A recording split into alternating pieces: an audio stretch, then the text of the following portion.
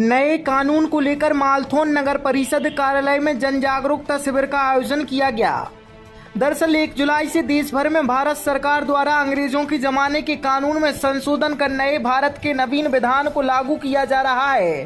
पुराने कानून में बदलाव कर भारतीय दंड संहिता के स्थान पर भारतीय न्याय संहिता, भारतीय दंड प्रक्रिया संहिता के स्थान पर भारतीय नागरिक सुरक्षा संहिता करते हुए भारतीय साक्ष्य अधिनियम को भी एक नया रूप दिया गया है। इन तीनों नए कानूनों के लागू होने के बाद कई सारे नियम कायदे बदल दिए जाएंगे।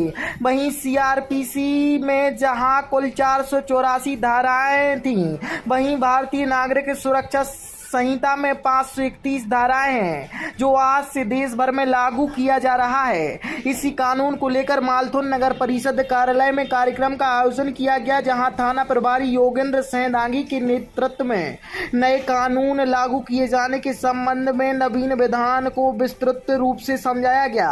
कार्यक्रम में नगर परिषद अध्यक्ष जयंत सिंह बुंदेला, सीएमओ व पार्षदगण, पत्रकार बंधु और नगर के लोग उपस्थित रहे। आज 1 जुलाई 2024 की मध्य रात्रि से केंद्र शासन के द्वारा भारतीय दंड संहिता, दंड प्रक्रिया संहिता और भारतीय साक्ष्य अधिनियम के नए स्वरूप को लागू किया गया है। इनको क्रमशः भारतीय न्याय संहिता, भारतीय नागरिक सुरक्षा संहिता और भारतीय साक्ष्य अधिनियम का नाम दिया गया है।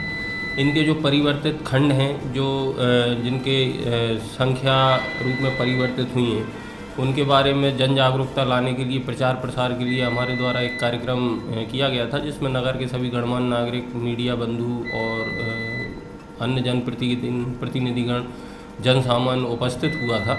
और ये सब प्रक्रिया इसलिए की गई थी कि ताकि लोग अपने नए कानून से, नया कानून आया है, उससे अवेयर हो सकें, जागरूक हो सकें और अपने आसपास के लोगों को भी जागरूक कर सकें।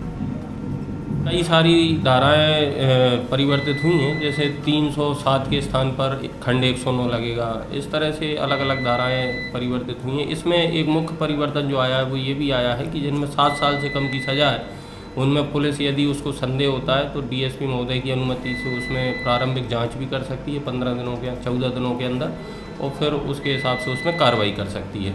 इसी प्रकार जब्ती, कुछ मामलों में जब्ती और मेमोरेंडम इत्यादि में आप वीडियो आपको तैयार करना होगा और माननीय न्यायालय को 48 घंटे में प्रेषित करना होगा, जिससे साक्ष्य की विश्वसनीयता बनी रहेगी। तो इस तरह के कई प्रावधान इसमें आए।